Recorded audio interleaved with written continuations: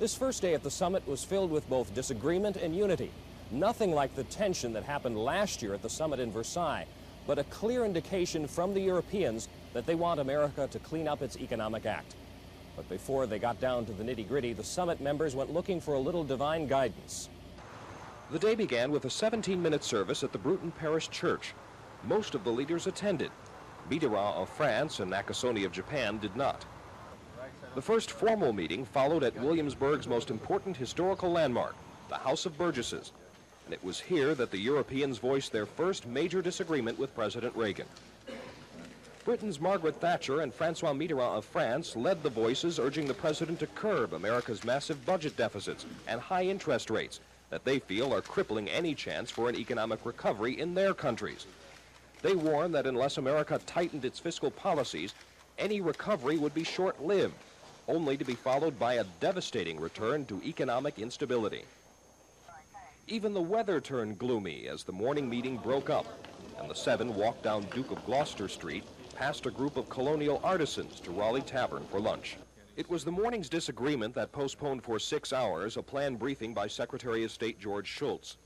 When he finally did appear at the International Press Center, it was to show Western unity not about an economic plan, but about defense and the planned deployment of medium-range missiles in Europe.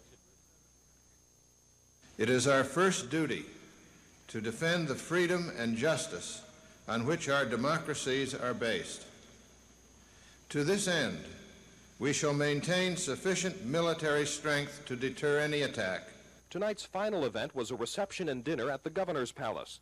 While most of the dignitaries arrived by limousine, Prime Minister Trudeau used an old-fashioned means of transportation. He and his security agents walked. One summit leader was conspicuously absent. Margaret Thatcher is en route to Great Britain to continue her re-election campaign. Of course, the summit members aren't the only ones who have to be fed. There are 3,000 or 4,000 of us reporters who have to eat too. And Joel Rubin spent a lot of time today checking out all the food and drink. Bob, you know, they've done a lot to pamper the reporters and others who've come here to Williamsburg from all over the world. They renovated William & Mary Hall into a press center, and they built a food pavilion on top of the tennis courts. I had dinner there tonight. At the summit, the world meets to eat under the big top, and there is plenty to choose from. Sunday night dinner was hearty: chicken, corn, potatoes, and salad. It tasted fine to me, but I went for an expert opinion, visiting chef Fritz Blumberg of Hyatt Hotels. I thought the chicken was outstanding. It was a typical American fare. Was better than the average what you're getting in a normal fast food operation, and I think they did an outstanding job. There are also sandwiches and burgers and soup for those just looking for a quick snack before heading back to the salt mines. And of course, there is ample liquid refreshment of the soft and hard variety. Workers at the food center are cheerful and are getting quite an education, like Heather Grant, who cleared a table for a couple of visiting Russians. I was wondering, you know, what I was doing here and if I was getting paid or if I was just enjoying myself. And I said, yes. He said, well, what's more than money? And I said, the people, you know, the different kinds of people. And he said, well, I bet, you know, we're the most different than you'd ever seen before. And I said, yeah.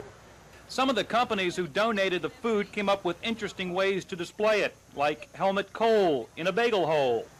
And the best part about this whole setup for all the cheap reporters, volunteers, delegates, and dignitaries who stop in here is that there isn't a cash register in the whole place, and no wives or mothers to tell you to stop stuffing your face.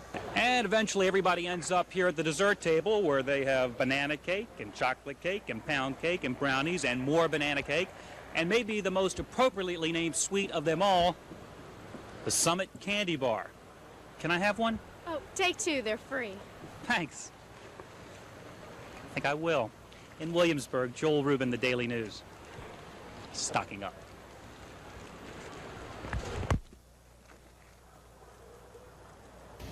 And Bob, I happened to save one for you. Oh, thanks. I wanted a souvenir. Great. You got it. All right. Tomorrow at the summit, they start with more meetings in the morning at the Williamsburg Inn, then they go to lunch at Bassett Hall, and then there's the big meeting in the afternoon where all 7 world leaders go to the International Press Center and President Reagan reads some closing remarks. And that'll be the final statement. That'll tell us, hopefully, what all these leaders talked about behind closed doors over the last couple days. All right, that's what's happening right now, Terry. Back to you.